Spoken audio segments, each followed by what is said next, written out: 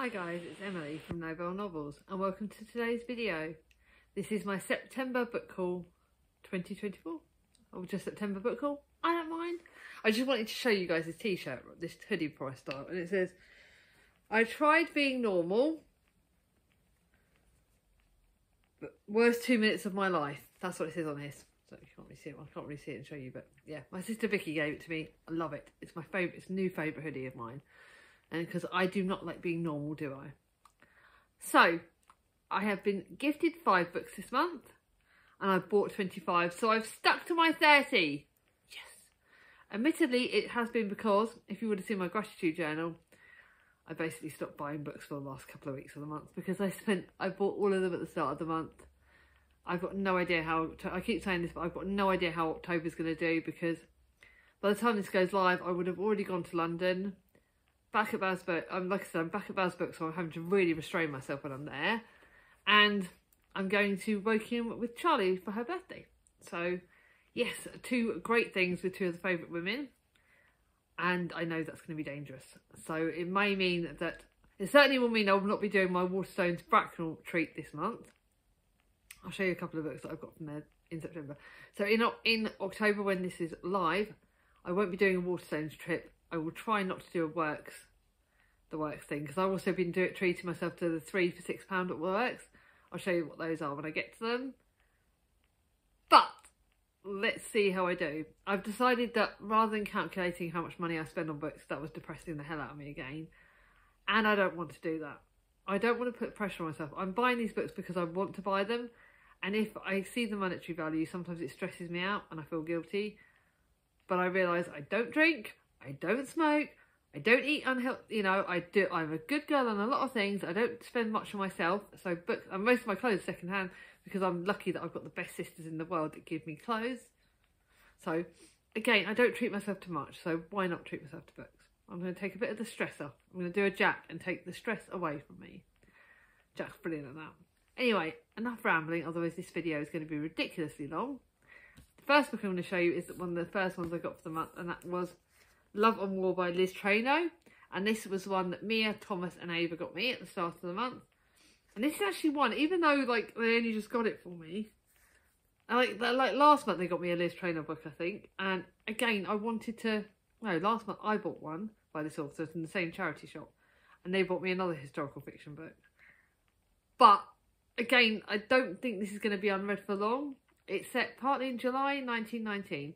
First World War is over. The war-torn area of Flanders near Ypres is no longer home to the troops, but groups of tourists. Controversial battlefield tourism is now bringing hundreds of people to the area, all desperate to witness firsthand where their loved ones fell. At Hotel de Pex in the small village of Hoppenstadt, 3 women arrive, each searching for traces of the men they have loved and lost. Ruby is just 21, a shy Englishwoman looking for the grave of her husband. Alice is only a little older, but brimming with confidence. She has travelled all the way from America, convinced her brother is still, in fact, alive. And then there's Martha and her son Otto, who are not all they seem. Ooh, seems really good. First historical fiction book. I am going to give you a warning. I've got a hell of a lot of contemporaries this month. You can tell where my mental health's been going. Then an anonymous gifter has got me this second-hand book and this is for the FOMO book club. They're reading Never Let Me Go by Kazuo Ishiguro. I tried reading this a while ago, and I think this might be my copy that I DNF'd because it's the film copy. But because the FOMO book club are doing it, I want to support Jem and Jack, and I thought I wanted my own copy of it. So the fact is, I'm going to give this a go again. I haven't had much luck with Kazuo Ishiguro, and I really want to. So I want to give it another go. Kathy, Ruth and Tommy grew up together in Hailsham, the seeming idyllic school deep in the English countryside, with a dreadful secret at its heart. Now 31, Kathy attempts to come home to her with her childhood at Hailsham and the fate that has awaited her and her closest friend in the wider world. So, I wonder what that's going to be like. I don't know. I'm counting this as sci-fi, by the way. Sci-fi fantasy. Then a book that I'm reading that currently when this video goes live, I would either read it or been halfway through, and this is my tandem book club. So this is a AdPL product, and this is Here One Moment by Leanne Moriarty, Oh God, I've just remembered I'm starting this the day that I'm filming this on the 25th. Oopsie, need to put this to one side. Forgot about that.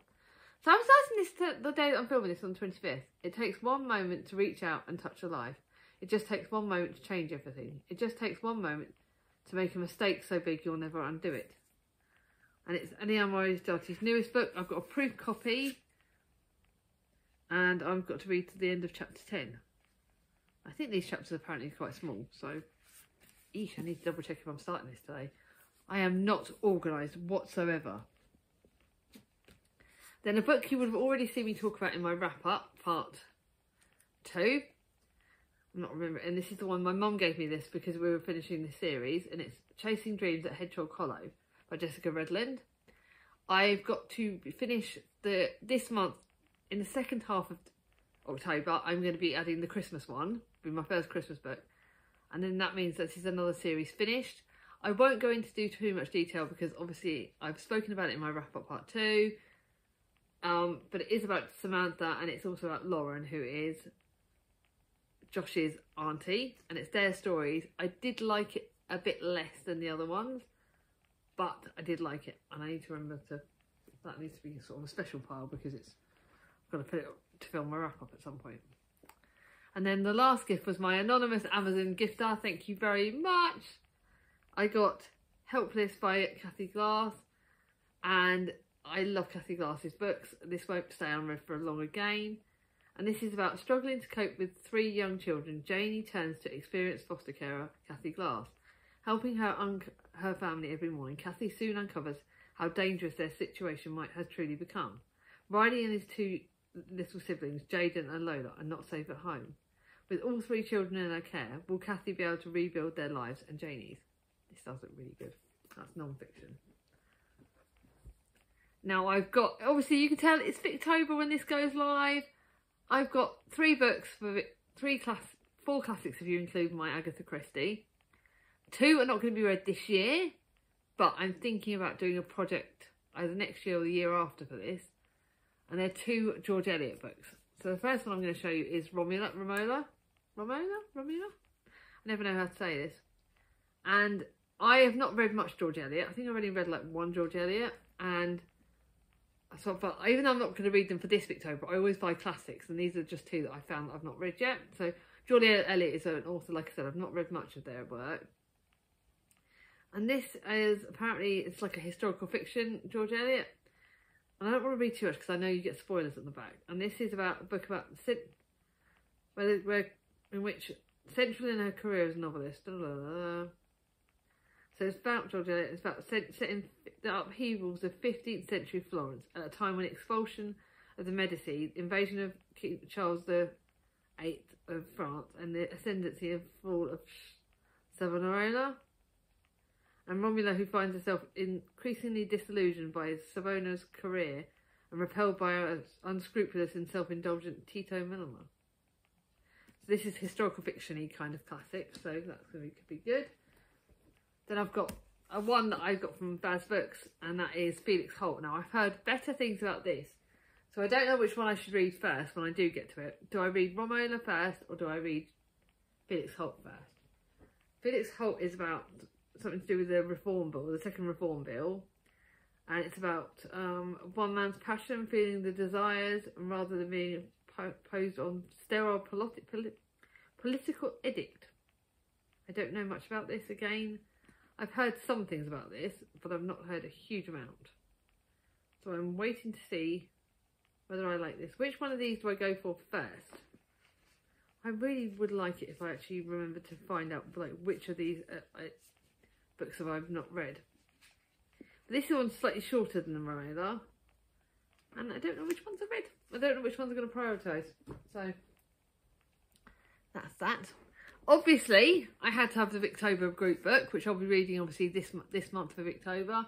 The Doctor's Wife by Mary Elizabeth Braddon. Everyone has spoken about this.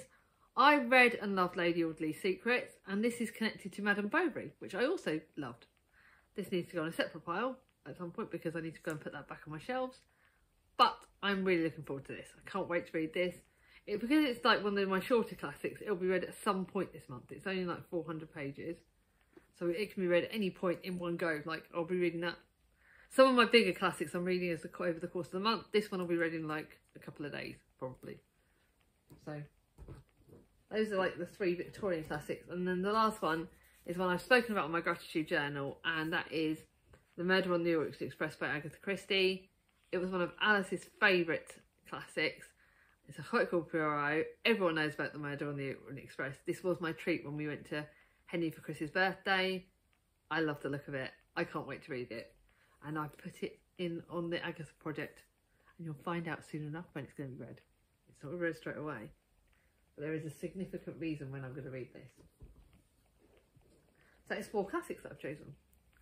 Now for the contemporaries. I'm realising this is already at 10 minutes, so I need to read less about the book. So I've got 1, 2, 3, 4, 5, 6, 7, 8, 9, 10. I think it's 10. I'm just trying to like knock. No, it's not 10 because I've got a coffee glass at the end of this, and I've got that one. So 1, 2, 3, 4, 7, 8, 9. So 9 contemporaries. That's not too bad actually. I thought it was more than that. 9 contemporaries. I'll go through the proper jump. The first one is The Motherlode by Katie Cox. I've read one book by Katie Cox and I can't remember what it was because I'm not organised. M is for Mummy. I read that, thought it was good, didn't think it was amazing, but this was in my £3 for £6 at the Works. And the reason why I picked this up partly is because it's got an autistic child in it, and I'm hoping it has a good autism rep. I don't know if its own voice. I don't think its own voices. So again, I have to bear that in mind when I'm reading this. But I don't just read books for that, but I do think it would be interesting to read about.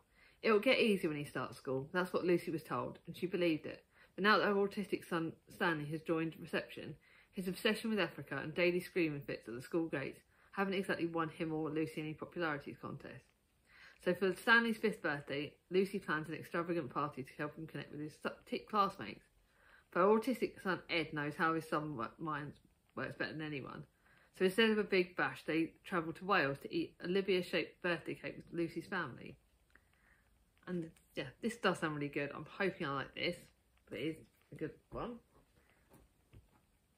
Then I've got a book by an author I know I love. It's Mike Gale. It's one of his most recent books. This is A Song of Me and You. Mike Gale is probably my favourite male, contemporary author. Success and fame. In the outside world, LA-based rock star Ben seems to have a perfect life. Why is he running away from it all?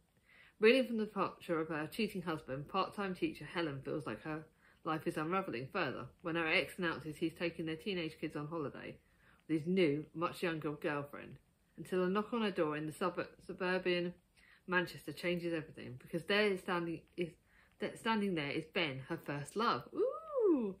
And though it's been 20 years since they last spoke, he needs her help. This isn't going to stay unread for long. The next 2 are Alice Oseman books, because I know that the next Heartstopper books are coming out soon, and I've seen both of these on sale in charity shops. I don't need to know much more. They're going to get read soon. I've got I Was Born for This and Nick and Charlie. Nick and Charlie is almost like a novella, and I think it's set just after the Heartstopper books. Yeah, this is set after the Heartstopper books. I need to read Mia's bloody last Heartstopper books, because I've only read the first 3.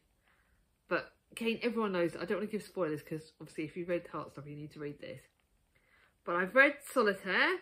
I think I've read Lovelace, but I want to, so now I need to read Radio Silence and This Winter, because I've got this other one next, and that was I Was Born for This. And this is about, for Angel, life is one thing. The Ark, a pop rock trio of teenage boys taking the world by storm. Being a part of Ark's fandom has given her everything she loves: her friend Juliet, her dreams, her place in the world. Jimmy owns everything to do with the Ark. He is their frontman, and playing in the band with his mates is all he's ever dreamed about doing. But dreams don't always work out how you think. This is apparently about believing in yourself. I think it's a YA contemporary, but I'm counting it as a contemporary. These 2 books won't stay unread for long, but I think Nick and Charlie's the one I'm going to be going for first. Then a book that does look a bit soppy, and this was one of the ones I got from the charity shop near me, and apparently the kids nearly picked this up for me, and this is The Last Charm by Ella Albright. Apparently this is a bit of a heartbreaker, because every charm bracelet tells a story. Kind of gives you an idea. It's a moving, heartwarming story for the fans of Me Before You and One Day in December, which I've loved. Layla's charm bracelet takes us to tell us a story of love, a story of loss, and a story of hope. And this is the story of her and the story of Jake. And then when Layla Jones loses her precious charm bracelet and a stranger finds it, she has to tell the story of how she got the charms to prove she's the owner. It sounds like this is going to be a heartbreaker, but it does look good. Then I've got a Lindsay Kelk. I know Lindsay Kelk is a massive contemporary author, but I don't think I've ever read any of her books. And this is one of her more modern ones. But the way the stars are, it makes me think that it could be a bit of a wintry, like January. I think this might be a January book. Everyone wants that someone special. Annie Higgins has given up on love. She's been too busy trying to get her tiny business off the ground.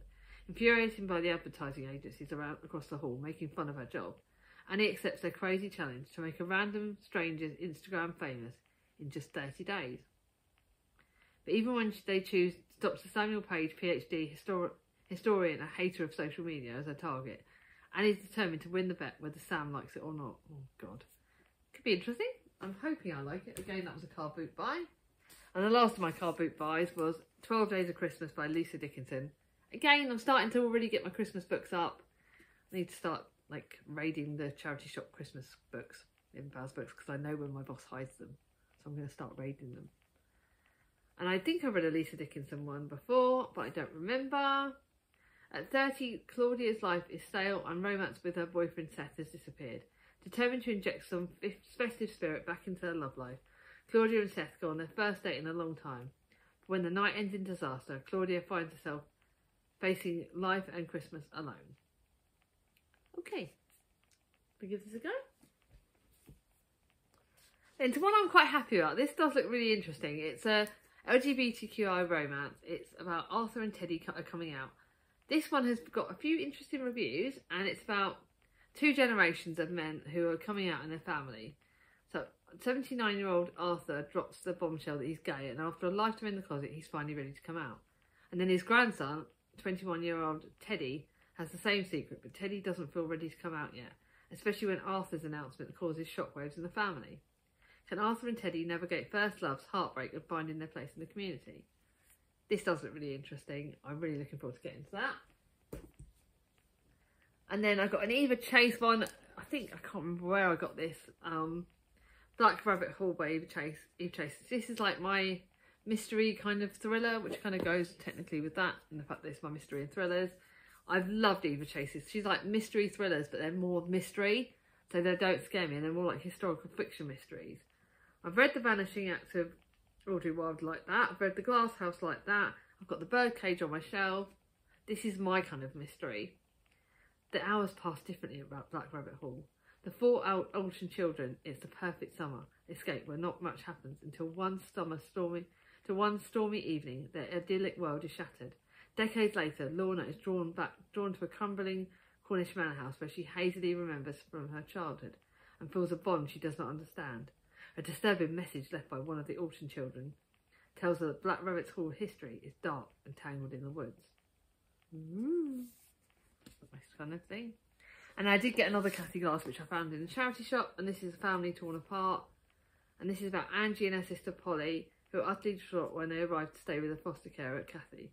Their older half-sister, Ashley, has accused their father of something horrible, and the two young sisters have been removed from home to keep them safe.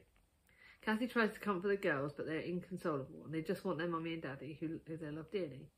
They appear to have it all, basically, and it soon becomes clear that something is badly wrong. This one might get read before the other one because it's a charity shop one and I want to save the other one, but that's two non-fiction. So at the moment we're on two non-fiction, two mysteries, 4 classics, 1 sci-fi. I'll put that on top of that. And then that. So, and then we've got historical fiction. We've got 1, 2, 3, 4, 5. 5 historical fiction. And actually we've got the most fantasy actually. We've got 1, 2, 3, 4, 5, 6. So actually, fantasy is actually my next biggest thing.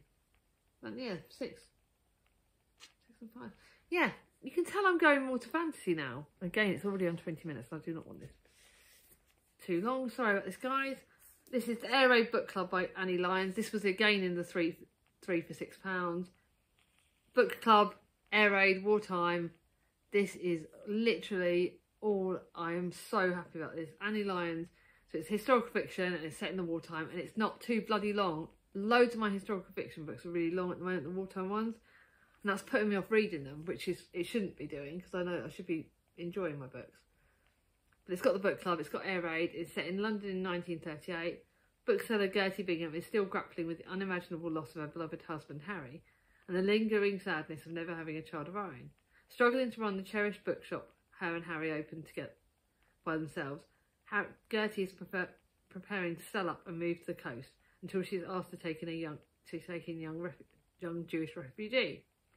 When headstrong Hetty Fisher arrives at her door, Gertie feels that she has nothing to give the troubled girl.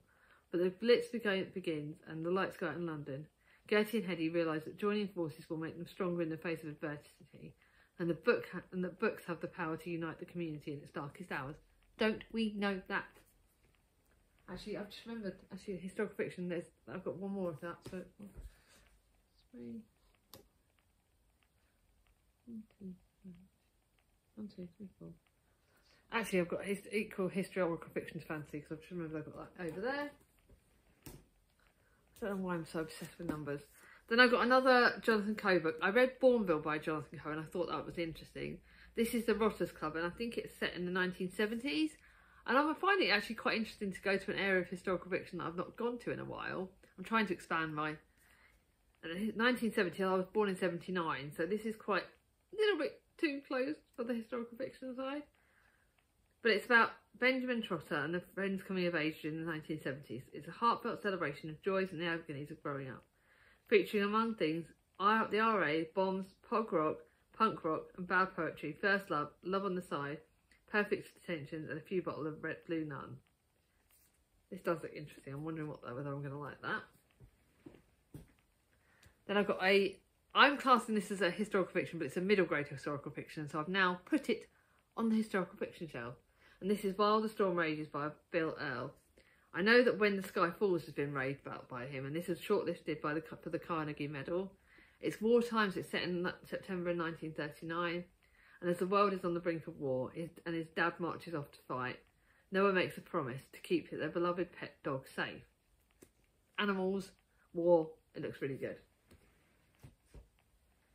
Then I did get a book that's going to be interesting, and this is Shrines of Gaiety by Kate Atkinson. It's one of her most recent books.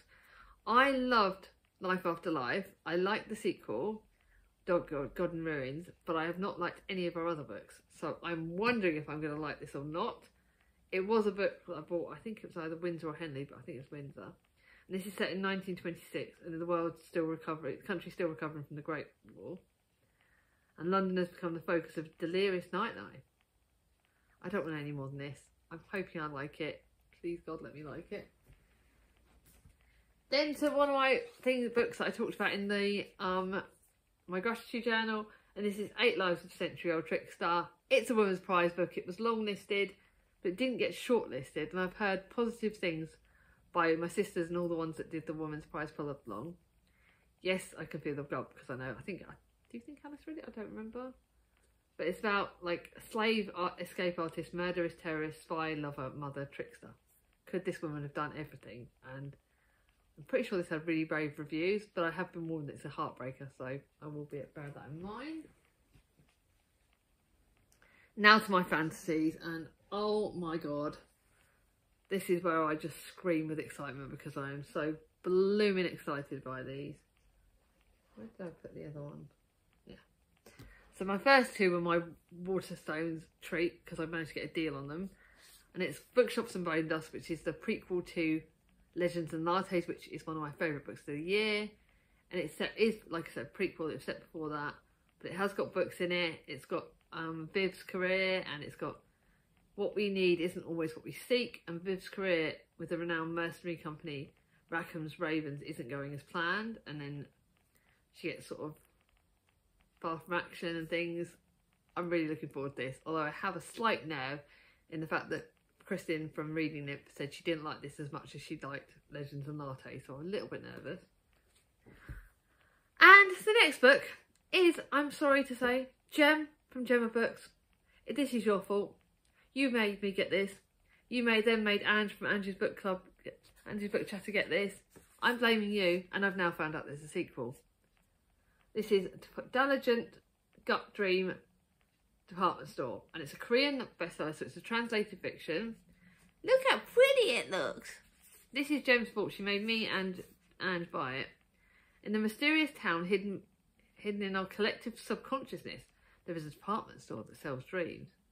Day and night, but visitors, both human and animal, shuffle in purchase of their latest adventure. Each floor specialises in a specific type of dream. Childhood memories, ice skating, dreams of stardom, the crush. And basically it's been told it's fans of like the Doodah series. Before the Coffee Gets Cold series. Apparently you've been told that. But look at this! Look how pretty the end pages are! Basically, Gem spoke about it and we all wanted it. And apparently I now found out there's a sequel. So, Gem, this is your fault. But I'm really looking forward to it. Again, it won't stay unread for long. It also can't stay unread for long because Charlie, my sister, wants to read it. Then obviously I had to get the next Trials of Apollo book. I'm reading the second one this month. No, second one or third one this month? Second one this month. This is like the fourth one. I've got to get the fifth one after payday. And this is The Tyrant's Tomb. Because it's obviously so far in the series, I don't want to know too much about it. But apparently, oh my goodness, so it's got different characters in this. Honestly, I've been having a rough time recently. Right, so she's obviously Apollo was desperate down the world. Now things are getting very hard, very bad, very fast. Nero, Caligula, Commodus are heading for San Francisco with an army to destroy Camp Jupiter. So going over to Camp Jupiter, this one. The only chance of salvation lies in the forgotten team of another psychotic ruler. You thought emperors were scary. Wait until you meet the last king of Rome. Ooh, this looks so good. Can't wait to read this. Well excited. And then I got a middle grade fantasy and I got Wonderscape by Jennifer Bell. And this is set in the future. It's sci-fi kind of. I've heard good things about this as well. When Arthur, Wren and Cecily investigate a mysterious explosion, they find themselves trapped in the year 2473. Lost in the Wonderscape is an epic, in-reality adventure game. They must call on the help of some unlikely historical heroes to play out their way. Well excited about that. Then a witchy romance. This is Witch You Weren't Here, and it's a witchy romance and I need to read some more of them very soon. Kay knows 3 things are true. A witch cannot control their powers. A witch that cannot control their powers is dangerous.